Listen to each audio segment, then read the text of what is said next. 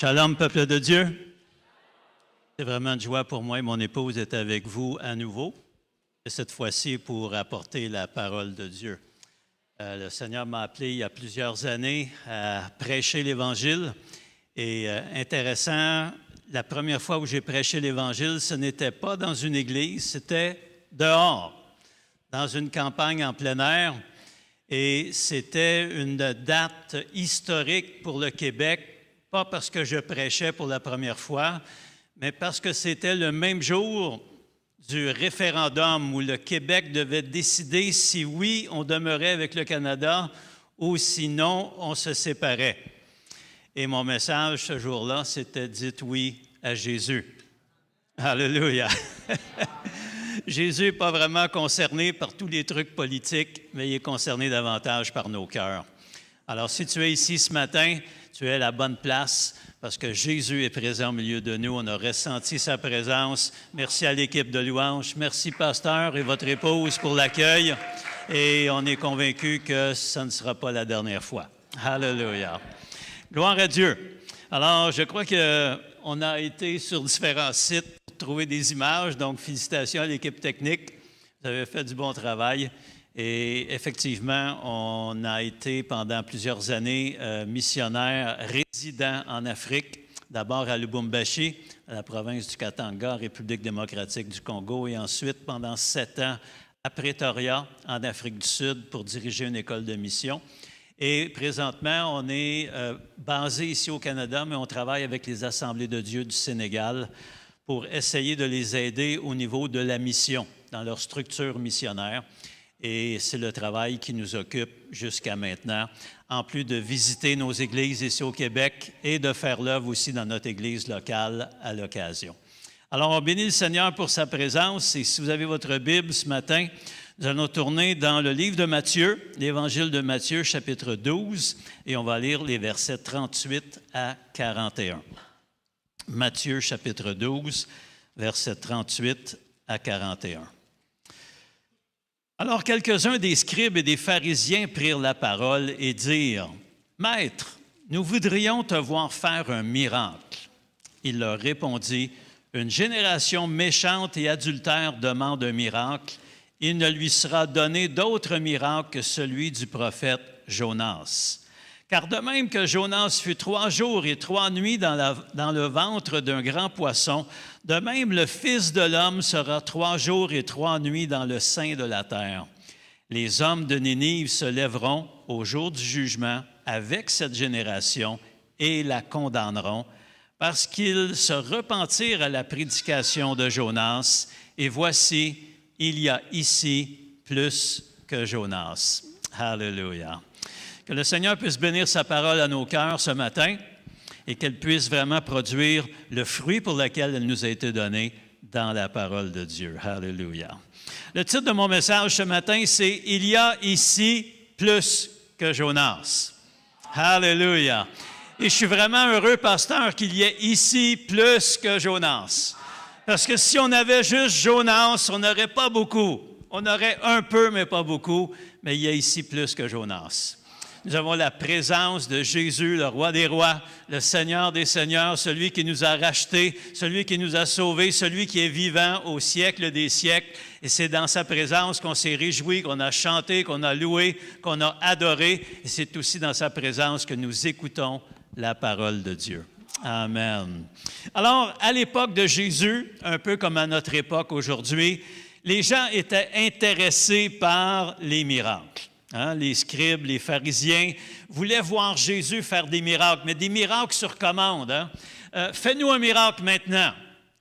Et ce que ces gens ne savaient pas, et ce que beaucoup de gens ne savent pas même aujourd'hui, c'est que les miracles ont un but. Ce n'est pas pour épater les gens que des miracles se passent, mais c'est pour appuyer la parole de Dieu. Lorsque Jésus faisait un miracle, souvent le miracle était relié avec un enseignement qui précédait ou qui suivait. L'Évangile de Jean est vraiment conçu un peu de cette façon-là. Nous voyons dans l'Évangile de Jean que lorsque Jésus dit, par exemple, « Je suis la lumière du monde », il vient tout juste d'ouvrir les yeux d'un aveugle. Jésus dit, « Je suis le pain qui descend du ciel et qui donne la vie. » Il vient de multiplier les pains. Alors, on doit faire attention, même nous en tant que croyants, qu'on ne doit pas tomber dans la magie ou la sorcellerie ou ces choses-là, parce que Dieu n'est pas un sorcier, Dieu n'est pas un magicien, mais notre Dieu fait des miracles. Alléluia. Et c'est pourquoi nous l'aimons, c'est pourquoi nous l'adorons, parce que nous savons que tant que Dieu n'a pas dit son dernier mot, ce n'est pas terminé. Alléluia. Peu importe la situation dans ta vie ce matin, peut-être les hommes ont un pronostic négatif, peut-être quelqu'un a dit quelque chose que c'était la fin pour toi, mais tant que Dieu n'a pas dit son dernier mot, il y a un espoir. Il y a quelque chose qui peut se produire. Les choses qui sont mortes peuvent revenir à la vie.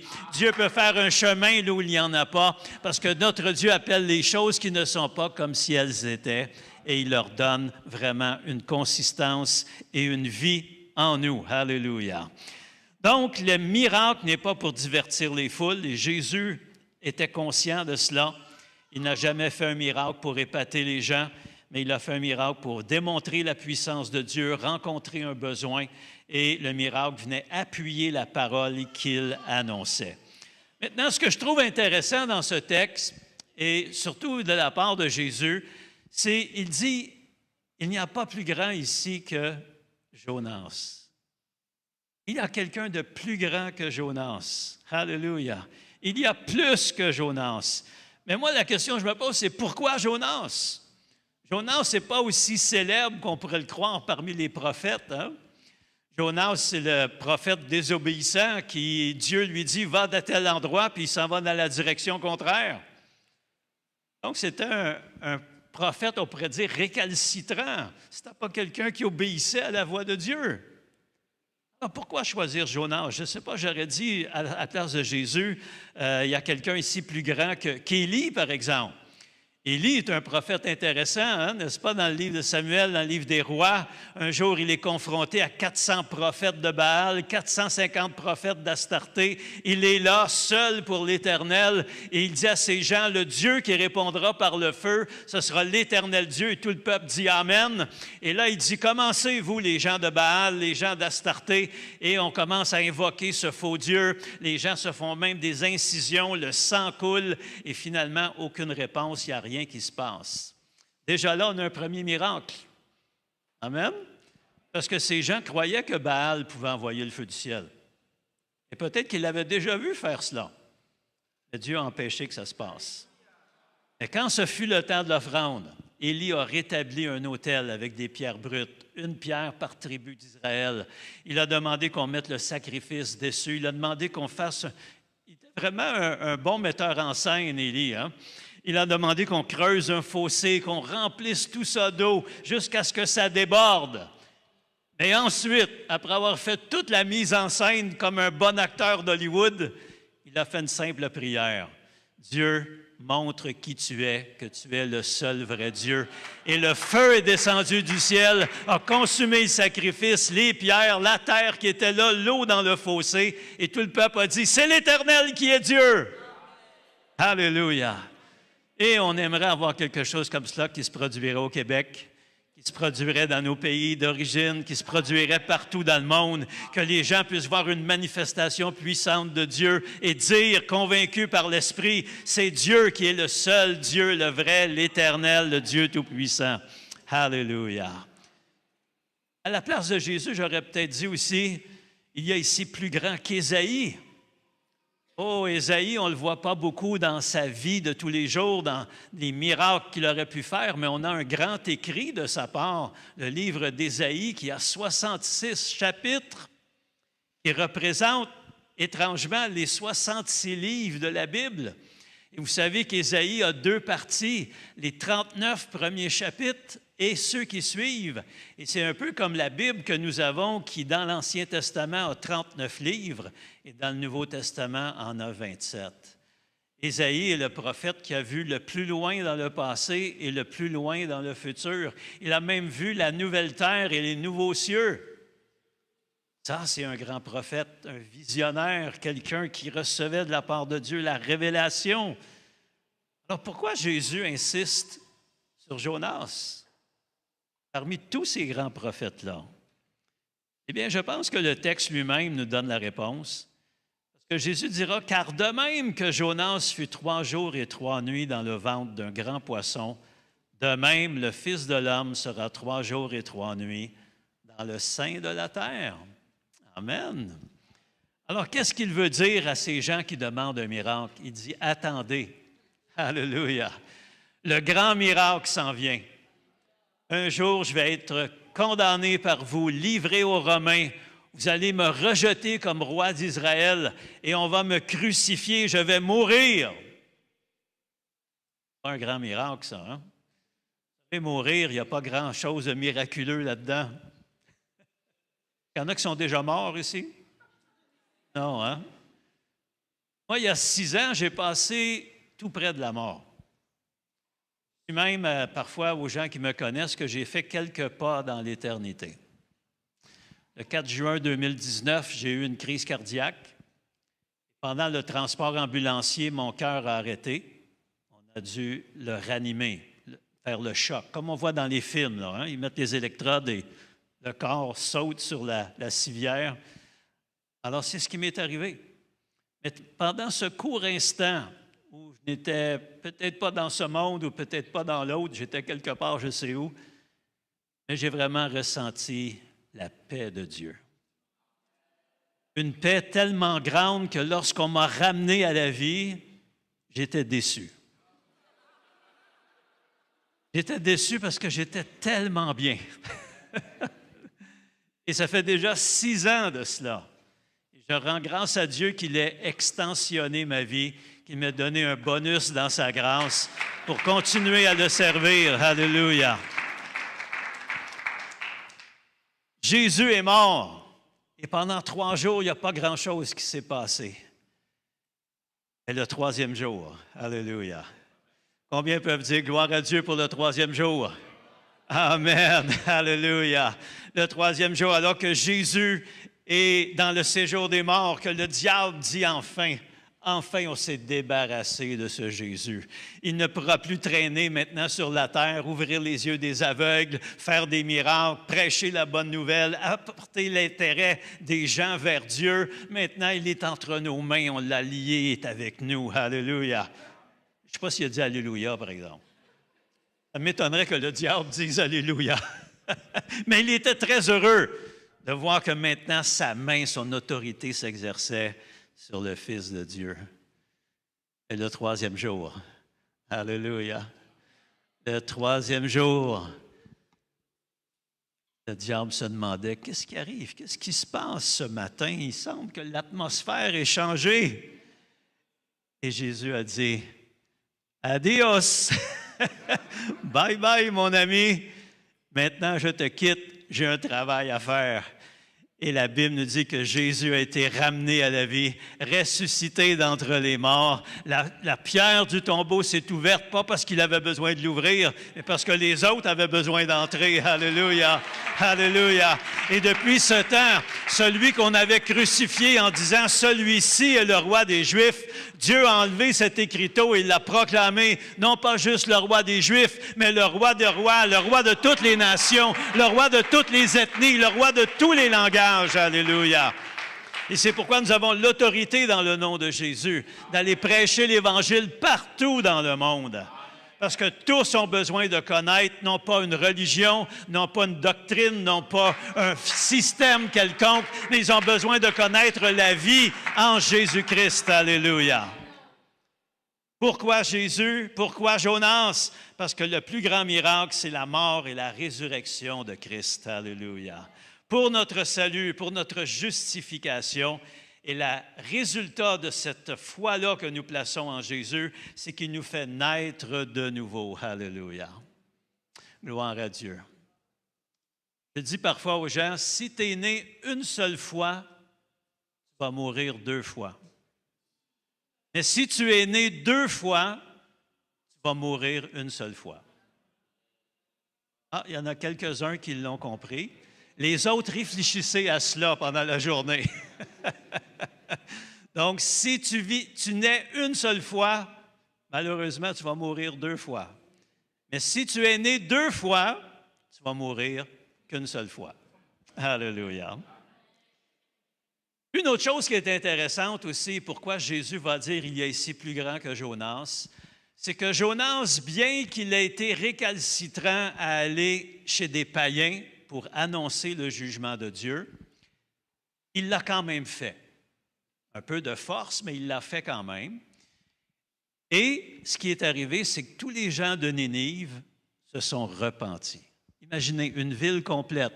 La Bible nous dit 120 000 personnes se sont convertis, se sont repentis, se sont tournés vers Dieu. On aimerait voir ça ici. On aimerait voir toute la ville de Montréal se repentir, se tourner vers le Seigneur. On aimerait voir toute notre province du Québec se tourner vers le Seigneur. On aimerait voir même tout le Canada se tourner vers Jésus-Christ. Alléluia! Et ultimement toutes les nations du monde. Mais nous savons que Jésus a dit, le chemin est large qui mène à la perdition. Malheureusement, c'est toujours facile de rouler ou de marcher sur un chemin large parce qu'il y a beaucoup de gens. On se sent appuyé par la foule. Mais quand tu deviens un enfant de Dieu, tu marches à contresens. Tu marches le contraire de ce que les gens pensent, de ce que les gens font, de ce que les gens disent. Mais tu marches avec Dieu. Alléluia. Et comme quelqu'un a déjà dit, toi avec Dieu, c'est une majorité. Alléluia. Gloire à son nom. Donc, Jonas est allé, il a prêché, sa prédication a eu un effet. Et bien qu'il ait été récalcitrant au début, Dieu a quand même fait de lui un prophète pour les nations. Et c'est ce que Jésus sera aussi. Jésus est venu pour les Juifs, mais les païens n'étaient pas exclus du salut. Combien de fois des gens qui n'étaient pas juifs ont reçu de la part du Seigneur une grâce, un miracle, quelque chose qui s'est produit dans leur vie? Il n'a jamais rejeté les autres nations en choisissant les Juifs, mais en choisissant les Juifs, il voulait les prendre comme un outil pour rejoindre les nations. Le Seigneur ne t'a pas choisi parce que tu étais ceci ou cela, mais il t'a choisi pour qu'à travers toi, il puisse rejoindre ceux qui t'entourent. Alléluia. Dans Isaïe chapitre 19, les versets 22 à 25, nous lisons « Ainsi l'Éternel frappera les Égyptiens, il les frappera, mais il les guérira. Et ils se convertiront à l'Éternel, qui les exaucera et les guérira. En ce même temps, il y aura une route d'Égypte en Assyrie. Les Assyriens iront en Égypte et les Égyptiens en Assyrie. Et les Égyptiens avec les Assyriens serviront l'Éternel. En ce même temps, Israël sera, lui, troisième, uni à l'Égypte et à l'Assyrie, et ces pays seront l'objet d'une bénédiction. L'Éternel des armées les bénira en disant, « Béni soit l'Égypte, mon peuple, et l'Assyrie, œuvre de mes mains, et Israël, mon héritage. » Alléluia. Le Seigneur aime toutes les nations. C'est pour ça que les conflits armés sont tellement quelque chose que Dieu déteste. Pourquoi? Parce qu'il a des enfants des deux côtés.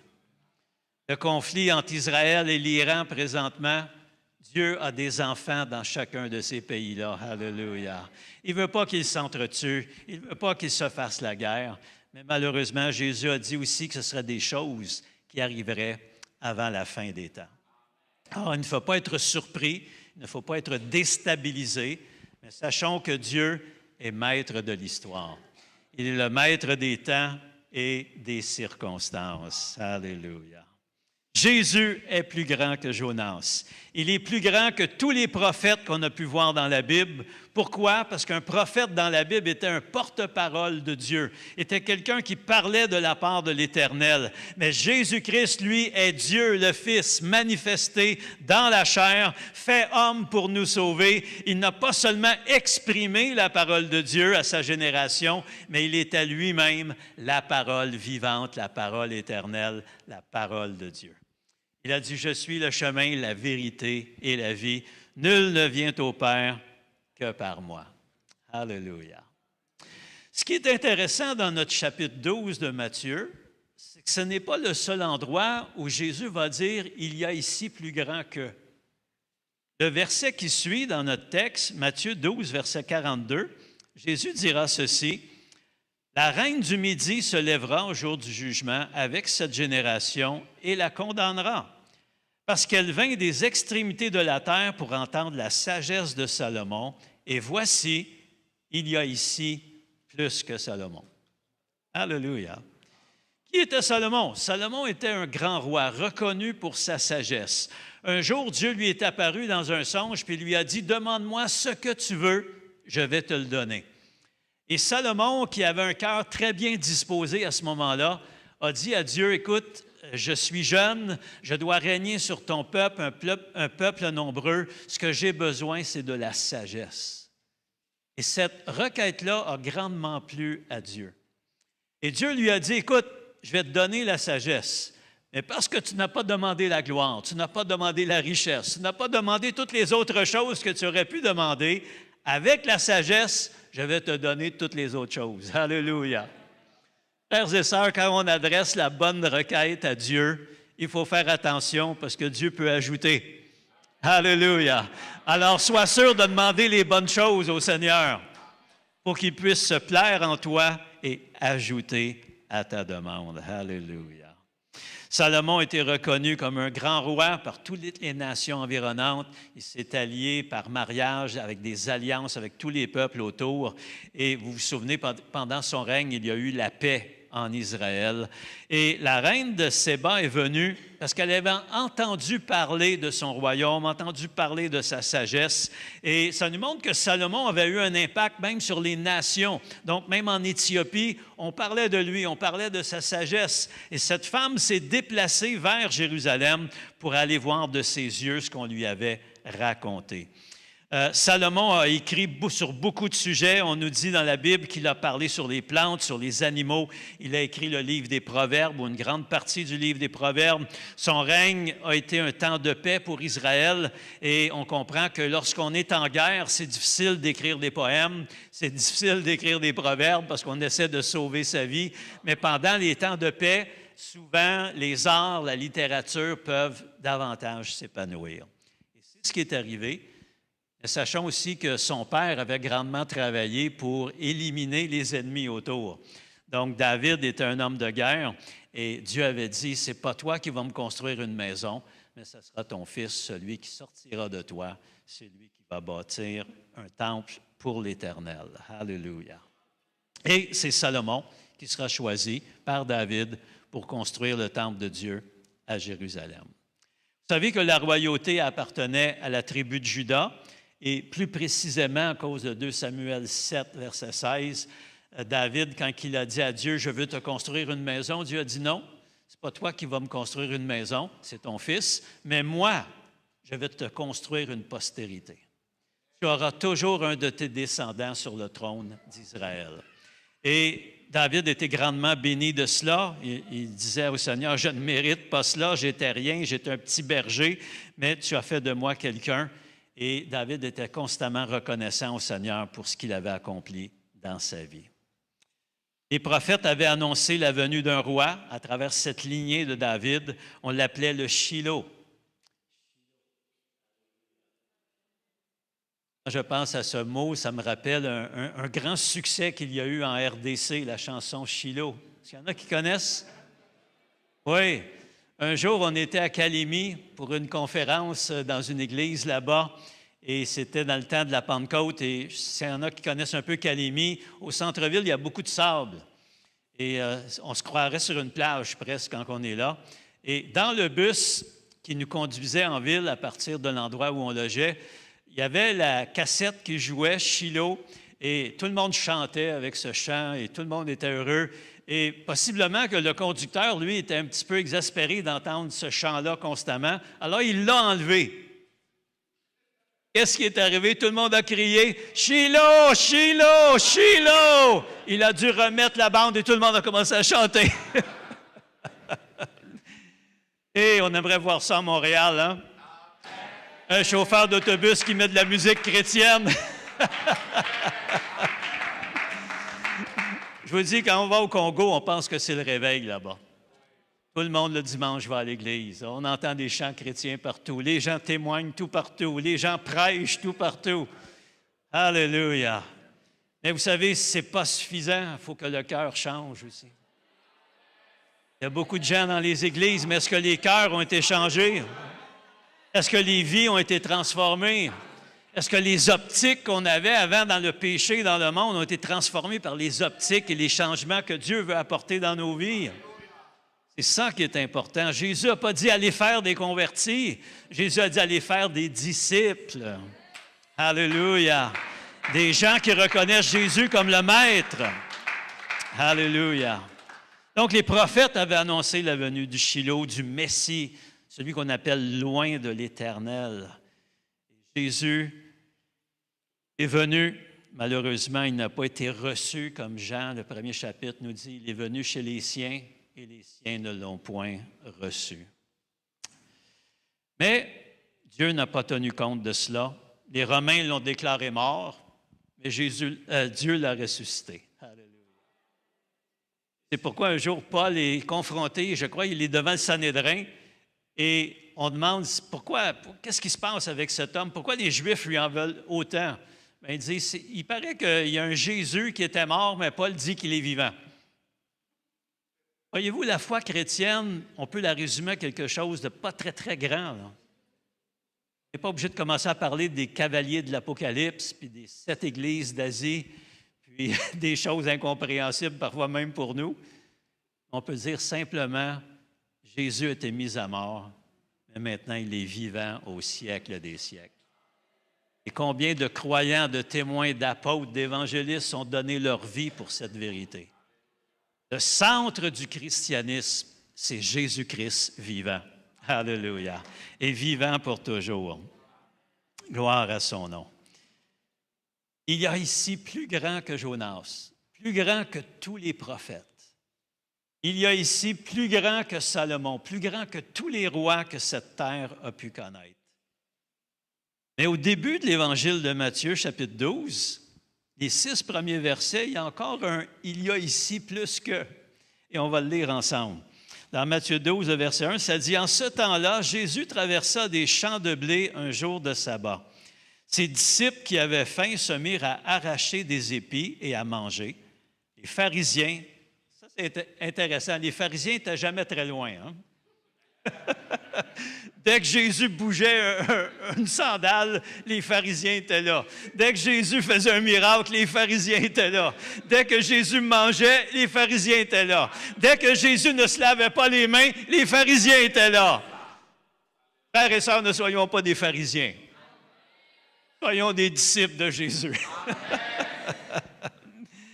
Alléluia. Alors, les pharisiens étaient là.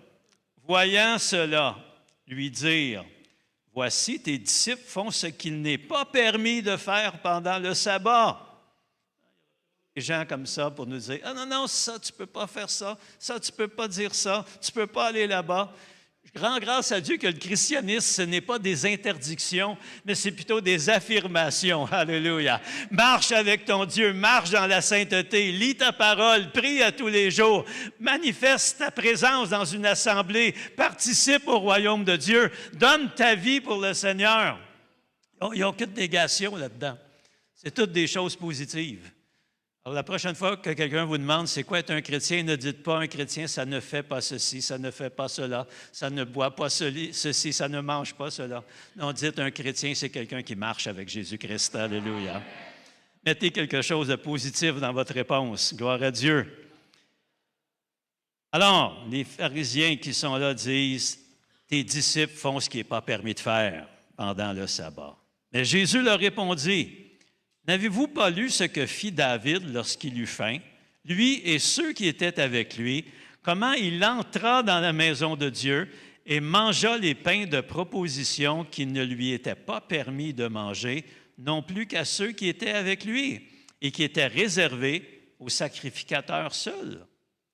Ou n'avez-vous pas lu dans la loi que les jours de sabbat, les sacrificateurs violent le sabbat dans le temple sans se rendre coupables? Or, je vous le dis, il y a ici quelque chose de plus grand que le temple. Alléluia. J'ai une question pour vous ce matin. Qu'est-ce qui peut être plus grand qu'un temple? Habituellement, un temple, ça sert à quoi? Ça sert à abriter ou honorer une divinité. Il y a quelque temps, on a eu le privilège d'aller au Parthénon, à Athènes, sur l'Acropole, et c'était un temple pour la déesse Diane. Donc, un temple, habituellement, ça sert pour honorer ou abriter la présence ou le nom ou la statue d'une divinité. Alors, qu'est-ce qui peut être plus grand que le temple? Bien sûr, c'est la divinité qu'on honore à l'intérieur. Maintenant, vous comprendrez qu'à part l'Éternel, le Dieu des armées, tous les autres dieux, ce sont des faux dieux. C'est du bois, de la pierre. Le prophète nous dit, ils ont des yeux, ils ne voient pas. Ils ont des oreilles, ils n'entendent pas. Ils ont une bouche et ne parlent pas. Ils ont des pieds, mais ne peuvent pas marcher. On doit les déplacer. Alors, il y a beaucoup de temples qui sont grandioses, mais ils sont grandioses avec du néant à l'intérieur. Par contre, notre Dieu, aucun temple ne peut le contenir. Alléluia. Même quand Salomon a construit son temple à Jérusalem, il a clairement dit, « Seigneur, on sait très bien que cette maison ne peut pas te contenir. Mais au moins, porte un regard favorable, que ton nom y réside, que lorsque quelqu'un vient même de l'étranger pour prier en ce lieu, accorde-lui sa requête pour que ta renommée puisse toucher toutes les nations de la terre. » Alléluia. Qu'est-ce qui est plus grand qu'un temple? Le Dieu qui est à l'intérieur de ce temple. Et dans le cas du christianisme, nous pouvons dire que c'est vrai. À l'intérieur du temple de Dieu, il y a Dieu lui-même. Et il n'y a aucun Dieu qui est plus grand que lui. Il est le Dieu des cieux, de la terre, du ciel. Il est le Dieu créateur, le Dieu qui restaure, le Dieu qui nous guérit. Alléluia. Je lisais cette semaine, il y avait un peuple qui avait attaqué Israël et Israël a eu la victoire.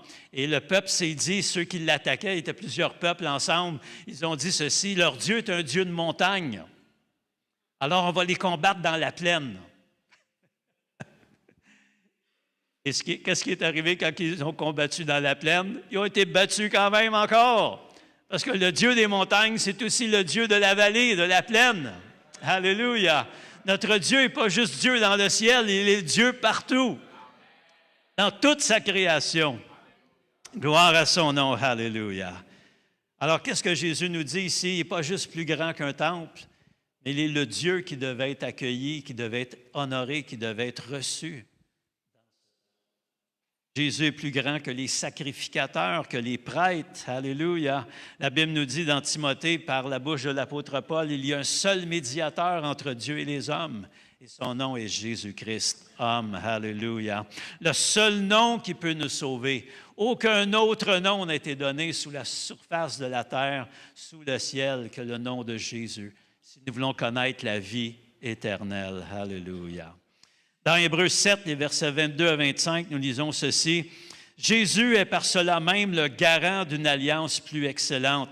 De plus, il y a eu des sacrificateurs en grand nombre parce que la mort les empêchait d'être permanents. » C'est difficile d'être permanent sur la terre quand on est un être humain, parce qu'on a tous une date de péremption, hein? Une date d'expiration, parce qu'un jour on va expirer. Mais Jésus n'a pas cela. Alléluia. Mais lui, parce qu'il demeure éternellement, possède un sacerdoce qui n'est pas transmissible. C'est aussi pour cela qu'il peut sauver parfaitement ceux qui s'approchent de Dieu par lui, étant toujours vivant pour intercéder en leur faveur. Alléluia. Toujours vivant. Dans l'Apocalypse, il se présente, il dit, « Voici, j'étais mort, mais maintenant, je suis vivant au siècle des siècles. » Alléluia. Il y a un homme dans la gloire. Alléluia. C'est Jésus de Nazareth. Alléluia. Il peut calmer les tempêtes, il peut marcher sur les vagues, il peut maîtriser les vents. Alléluia. Le chant nous dit, il est assis dans la gloire et je sais qu'il prie pour moi. Il est là-haut près du Père et un jour, et ce jour s'en vient, il reviendra. Alléluia. Alléluia. Donc, les sacrificateurs, les scribes, tous ces gens-là religieux, même s'ils avaient un bon ministère parfois, ils étaient sujets à la mort. Mais lui, parce qu'il demeure éternellement, possède un sacerdoce qu'on ne peut pas transmettre. Un sacerdoce qui n'est pas transmissible. Gloire à son nom. La Bible nous dit dans le psaume 110, le verset 4, que Jésus est sacrificateur pour toujours, selon l'ordre de Melchisédek. Alléluia. Gloire à Dieu. Vous connaissez ce Melchisédek dans l'Ancien Testament? Il apparaît juste à un endroit. Abraham revient du combat, il a gagné, et Melchisédek vient avec lui avec du pain et du vin. Très intéressant, des images, deux éléments que nous prenons lors de la scène. Et Abraham, qui porte en lui, dans ses reins, la tribu de Lévi, qui vont devenir sacrificateurs, va donner la dîme de tout à ce Melchisédek, qui est roi de Salem et roi de justice. Alléluia. Et un des versets de l'Ancien Testament les plus cités dans le Nouveau Testament, c'est justement ce texte, le psaume 110, le verset 4. « Tu es sacrificateur pour toujours, selon l'ordre de Melchisédek. » Parce que dans l'Ancien Testament, la tribu de Juda était pour la royauté, la tribu de Lévi était pour les sacrificateurs, pour les prêtres. Il ne pouvait pas avoir un mélange des deux. C'était deux offices séparés. Mais Jésus, lui, n'est pas un sacrificateur selon l'ordre de Lévi, mais il est un sacrificateur selon l'ordre de Melchisédek. Il peut être à la fois notre roi, il peut être à la fois notre prêtre, il peut être à la fois notre prophète. Il a toutes les onctions réunies en lui. Alléluia. Gloire à Dieu. Jésus pouvait réunir les deux offices qui étaient séparés, celui de roi et celui aussi de sacrificateur. Ce n'est pas tout. Jésus est le sacrificateur parfait, mais il était aussi le sacrifice parfait pour nos péchés. Sans défaut, sans tache, irréprochable. Non seulement il est le sacrificateur parfait, le sacrifice parfait, mais il est aussi le temple parfait, car Dieu, Paul dira, c'est en lui qu'habite corporellement toute la plénitude de la divinité, dans Colossiens chapitre 2, le verset 9. En Jésus habite toute la plénitude de la divinité. Il est le temple de Dieu sur terre. Il est le corps de Christ. Hein? C'est nous, l'Église, nous sommes le corps de Christ. Alors, on représente, on est vraiment ceux qui sont ses pieds, ses mains, ses yeux, sa bouche pour rejoindre ceux qui nous entourent. Alléluia! Que son nom soit béni vraiment ce matin. Alors, il y a ici plus que Jonas. Il y a ici dans cette salle plus que Salomon. Il y a ici plus que le temple et ses sacrificateurs. Vous savez, les prophètes, les rois, les sacrificateurs, il y avait une manière d'entrer en fonction. Tous devaient recevoir une onction d'huile pour exercer leur ministère. Les prophètes étaient oints, les rois recevaient l'onction, les sacrificateurs aussi recevaient l'onction. Mais Jésus, lui, a été oint par le Père. Alléluia, par le Dieu d'éternité, comme prophète, sacrificateur et roi. C'est lui le Messie, c'est lui loin de l'Éternel. Dans Marc chapitre 1, versets 9 à 11, ça dit « En ce temps-là, Jésus vint de Nazareth en Galilée et il fut baptisé par Jean dans le Jourdain. Au moment où il sortait de l'eau, il vit les cieux s'ouvrir et l'Esprit descendre sur lui comme une colombe. Et une voix fit entendre des cieux ces paroles. « Tu es mon Fils bien-aimé, en toi j'ai mis toute mon affection. » Certaines versions diront « Tout mon amour est en toi. » Alléluia. Voilà pourquoi c'est important d'avoir Jésus dans sa vie. Parce que tout l'amour de Dieu a été placé en Jésus. Si tu n'es pas en Jésus, il n'y a rien de l'amour de Dieu qui peut te rejoindre. Il reste que sa sainteté, sa justice, sa colère contre le péché. Alors ce matin, si tu n'es pas en Christ, si tu n'as pas reçu Jésus dans ta vie, même ceux qui nous suivent en ligne, c'est le moment de se placer en Jésus-Christ, de le recevoir dans notre vie comme Seigneur et Maître, d'être pardonné de nos péchés et de vraiment prendre une étape décisive dans notre vie où on se tourne vers la lumière pour que tout ce qui est ténébreux dans notre vie soit chassé, soit éclairé, soit transformé. Alléluia. Tu es mon Fils bien-aimé, en toi j'ai mis tout mon amour. Dieu s'est fait homme, il a habité parmi nous. La Bible l'appelle Emmanuel, Dieu avec nous. Alléluia. Et il est présent ici ce matin. Il est plus grand que tous les prophètes, il est plus grand que tous les rois, Il est plus grand que toutes les institutions religieuses et leurs prêtres.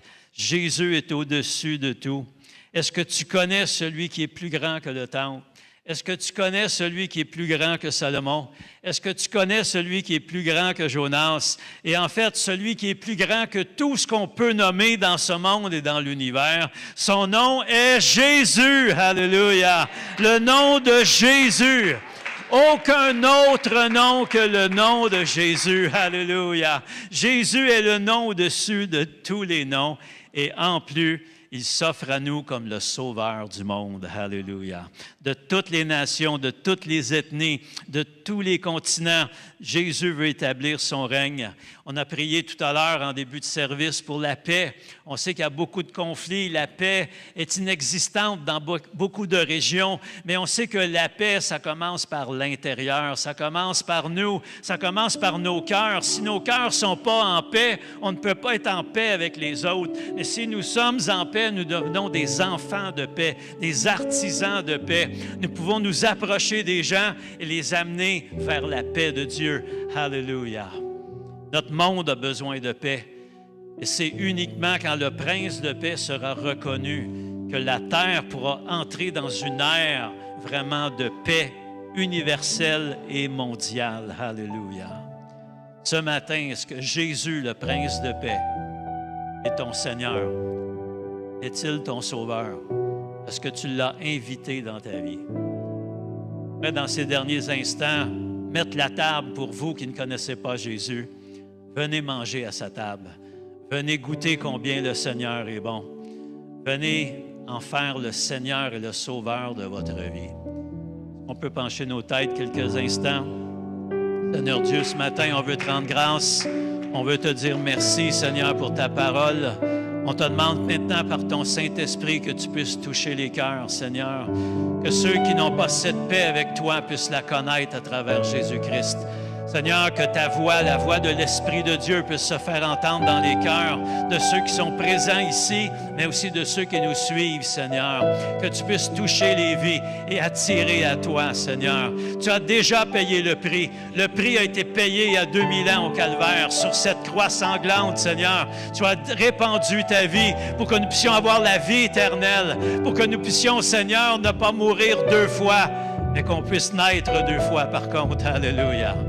Seigneur, on te rend grâce, on te bénit. Parle maintenant, touche les cœurs. Alléluia.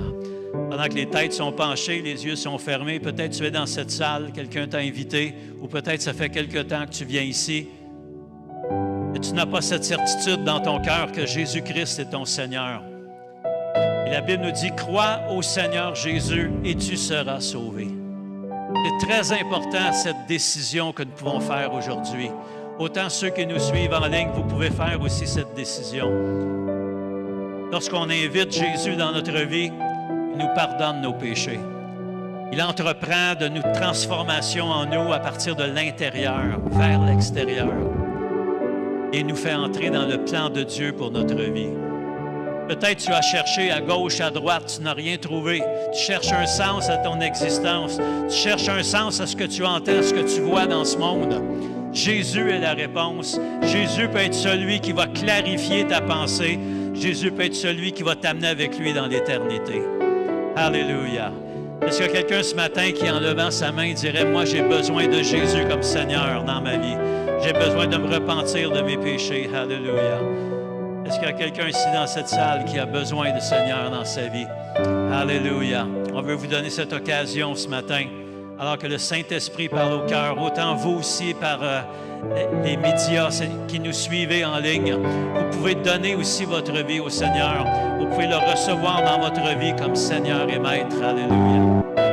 Alléluia. Alléluia. Merci Jésus. Merci Seigneur. Alléluia. J'aimerais faire une prière. J'aimerais vous demander s'il y en a qui sont ici, qui n'avaient pas reçu Jésus comme Seigneur de votre vie, de faire cette prière avec moi à voix haute. Et j'aimerais vous demander aussi à ceux qui nous suivent que vous puissiez, si vous le désirez, bien sûr, recevoir Jésus comme Seigneur et Maître, que vous puissiez faire cette prière avec moi. D'entrée de jeu, dans mon message ce matin, j'ai dit que Dieu n'est pas un magicien. On ne fait pas des formules magiques. Ce n'est pas une prière magique. Non, c'est des paroles qui doivent être prononcées du fond de votre cœur vers le Seigneur. Mais je suis juste là pour vous guider dans cette prière. Alors, on peut faire cela ensemble. Alléluia. Seigneur Dieu, je viens devant toi dans le nom de Jésus. J'ai entendu le message de ta parole. Et j'ai entendu que Jésus est plus grand que tout ce qu'on peut nommer sur cette terre. Ce matin, je réalise mon besoin d'être pardonné, de me repentir de mes mauvaises voies, de quitter le péché. Ce matin, je veux répondre à l'invitation de Jésus.